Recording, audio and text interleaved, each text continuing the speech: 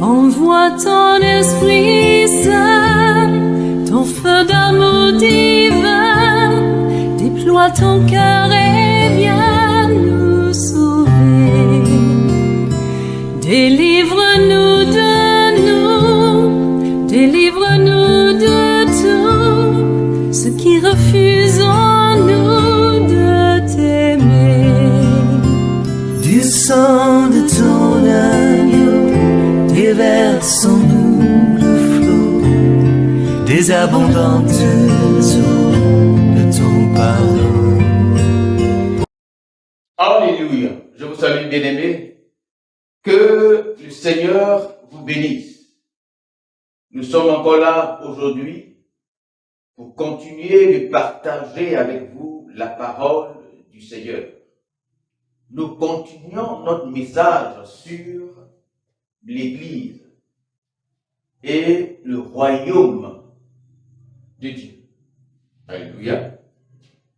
Nous disons que l'Église est le commencement du royaume de Dieu sur terre. Alléluia.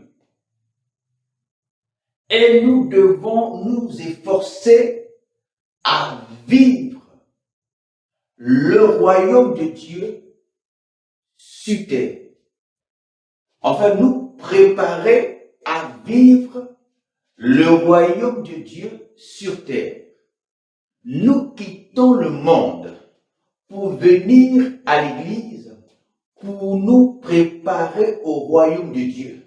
Nous quittons le monde pour entrer dans l'église de Dieu afin de nous préparer à l'avènement, n'est-ce pas, du royaume de Dieu ou à l'avènement du Seigneur. L'église est principalement le lieu où nous nous préparons à la manifestation du règne de Dieu. Alléluia. Jésus a pu dire, si vous voulez prier, vous êtes les chrétiens. Les chrétiens, ils prient. Les disciples, ils prient. Ils prient le Père. Mais ils prient le Père de par moi, Jésus. C'est Jésus qui parle. Et donc, il dit, si vous voulez prier, je sais que vous avez des préoccupations. Vous priez, n'est-ce pas, pour vos emplois, pour vos enfants, pour bien vivre, pour bien manger, pour vous habiller, pour vous soigner, vous priez pour beaucoup de choses. Alléluia. Pour être heureux. Ce n'est pas mauvais. Mais moi, Jésus, je vous dis, parce que l'apôtre Pierre lui avait demandé, si nous voulons prier, Seigneur, comment est-ce que nous devons prier? Apprends-nous à prier. Abraham priait, Isaac priait, Jacob priait, nos pères priaient, tout le monde prie, même les juifs prient, il dit même les musulmans prient, tout le monde prie. Alors si toi qui es notre maître, si nous devons prier, montre-nous comment est-ce que nous devons prier. Alléluia. Alors Jésus leur dira, si vous voulez prier, dis ceci, notre Père qui est dans les cieux, que ton nom soit sanctifié, que ton règne vienne. La partie qui nous intéresse ici, c'est ces deux-là. Que ton règne vienne. L'autre, et que ta volonté soit faite où? Sur la terre. Mais comment? Que ta volonté soit faite ici, comme ta volonté est faite au ciel. Alléluia. Mais l'élément important ici, c'est que ton règne vienne. Alléluia. Alors nous avons dit que Dieu va créer Adam dans une forêt préhistorique. Il n'y avait pas de maison, il n'y avait pas de route, il n'y avait pas de cité, il n'y avait pas de village, ni campement, il n'y avait rien. Alors nous voyons aujourd'hui que nous avons réalisé de grandes choses, de grandes villes, des villes extraordinaires. Et même nous voulons aller dans la lune, sinon du moins sur la lune, pour encore vivre là-bas. Et si nous avons cette capacité, c'est que Adam également avait la capacité de pouvoir abattre les arbres, travailler, n'est-ce pas, dans l'environnement, créer également les mêmes choses que nous faisons. Pas forcément les mêmes choses. Car après la chute, nous aujourd'hui, nous utilisons que 10% de nos facultés intellectuelles, de nos potentialités. Et c'est avec les restants, là, 10% là, que nous faisons tout ça. Imaginez l'homme, Adam, avec sa totalité, des potentialités, des capacités, des moyens que Dieu lui avait donnés. Imaginons ce que Adam serait capable de faire. Seulement avec 10%, l'homme fait tout ça. Alléluia. Et donc avec les 100%, l'homme ferait quoi?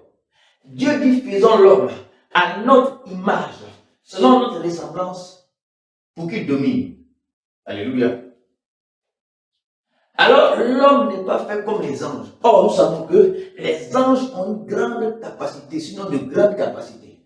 L'homme, donc, a des capacités plus grandes, je vais dire exponentielles, exponentiellement élevées que les anges. Alors, qu'est-ce que l'homme pourrait faire s'il n'avait pas chuté? L'objectif de l'homme, le but de l'homme, c'était de créer, n'est-ce pas, un environnement, sinon un monde, ici-bas, à la gloire de Dieu. Pourquoi? Parce que Satan était là. Il fallait que l'homme puisse vaincre Satan, chasser Satan, neutraliser Satan, afin d'imposer le règne de Dieu. C'est ce qu'il dit, priez afin que le règne arrive. À la fin des temps, Dieu va tout détruire. Il va créer une nouvelle terre, de nouveaux cieux. Pourquoi? Pour que le règne de Dieu arrive à nouveau. C'est-à-dire le projet de Dieu, le but de Dieu, c'est qu'en réalité, sur la terre, le règne de Dieu, le règne du Père arrive. Alléluia. Et notre objectif, en tant que chrétien, c'est que le règne de Dieu arrive. Alléluia. Alors, à l'image du peuple d'Israël, lorsque Dieu délivre son peuple d'Égypte, il la met dans le désert. Alléluia. Lorsque Dieu délivre son peuple, il a objectif pour lui de l'amener à Canaan. Mais il la met d'abord dans le désert. Pourquoi? C'est dans le désert qu'il le forme. Il le forme à quoi?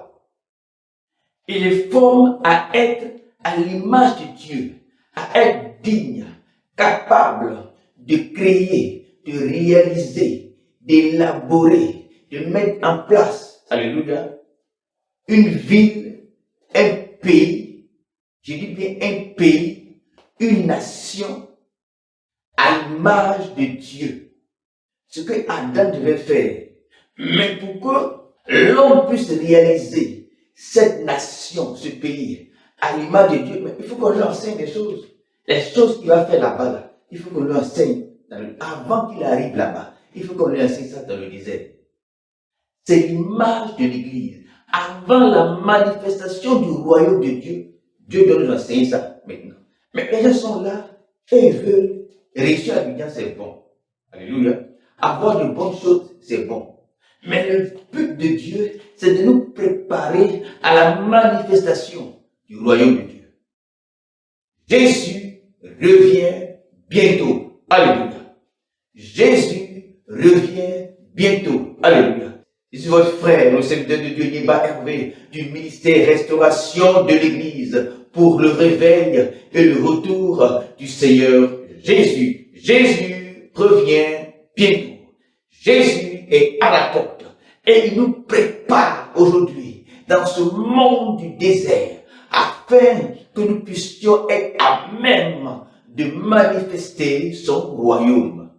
À l'image du peuple d'Israël, c'est dans le désert, avant l'avènement, n'est-ce pas, du Canaan, que Dieu prépare son peuple, en lui donnant les règles, les principes, la mentalité, en lui donnant la vision, les perspectives, en lui donnant, n'est-ce pas, les plans de tout ce qu'il doit réaliser dans la terre promise, Canaan.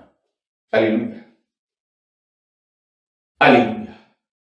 Le Seigneur Jésus revient. Et dans ce temps de la fin, il dit ceci. L'heure vient. Et cette heure, elle est déjà venue. Où les vrais adorateurs, alléluia, n'adoreront plus Dieu.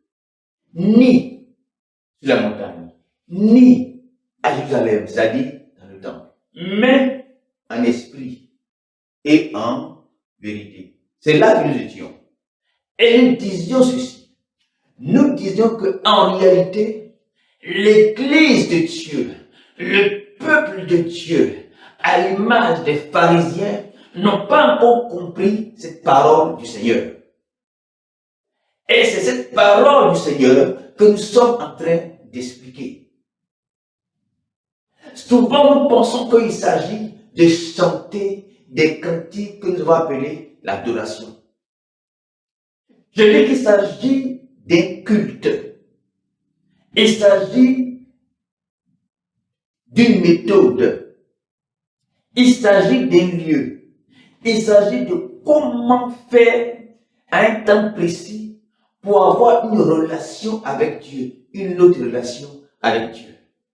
Car il y a trois relations, comme nous l'avons dit. La relation, c'est-à-dire que les relations sont symbolisées, n'est-ce pas, ou matérialisées par des lieux. Le premier lieu, c'était à la montagne. Lorsque le peuple de Dieu sort d'Égypte, il commence à avoir une relation avec Dieu, à faire un culte, à adorer Dieu sur la montagne. Horeb, Sinaï, etc. Alléluia. Ensuite, au temps de David, lorsqu'ils vont parvenir, n'est-ce pas, à Canaan, dans ce lieu où Dieu leur avait promis, ils vont maintenant établir un temple. Et ce temple-là, ils sont d'abord sous forme de tabernacle. Avant même le tabernacle, il était, n'est-ce pas, sous forme la tente d'assignation. La tente d'assignation qui deviendra le tabernacle après le temple de Salomon. Dieu va inviter Moïse pour monter sur la montagne et il ouvre le ciel. Il dit, est-ce que tu vois? Il dit oui. Tu vois? Il dit oui. Dieu, par sa main puissante, par sa grâce, va implémenter, va introduire, mettre dans le crâne, cerveau de Moïse instantanément tous les éléments nécessaires, tous le plan, toutes les choses de façon très millimétrée, n'est-ce pas, concernant le temple. Le monsieur descend et il fait le temple exactement comme le temple céleste. À tout avoir ce qu'il a vu dans le ciel. Alléluia. Et le temple était en trois parties. Le parvis, le lieu saint et le lieu très saint. Mais en réalité, c'est l'image de notre être entier. Corps, âme et esprit. Le parvis, c'est notre corps. Le lieu très saint, c'est notre âme. Et le lieu saint, c'est notre esprit. Le niveau de notre esprit, la dimension de notre esprit, c'est que lorsque nous parlons de ça, nous prêchons sur ça, nous parlons de la troisième dimension. C'est une question de dimension. Première dimension, deuxième dimension et troisième dimension. Alléluia. On adore Dieu en trois dimensions. La prière est en trois dimensions. Quand tu commences à adorer Dieu dans le parvis, tu commences d'abord, n'est-ce pas, par les préliminaires. C'est la dimension du corps. Alléluia. Après, quand tu vas aller plus haut, n'est-ce pas, tu vas atteindre la dimension de l'âme. Quand tu dépasses ça, la dimension de l'esprit. Jésus dit, l'heure vient. Et cette heure est venue où les vrais adorateurs, c'est un esprit, feront ça. Et que ce sont ces gars-là que le Père recherche. Alléluia.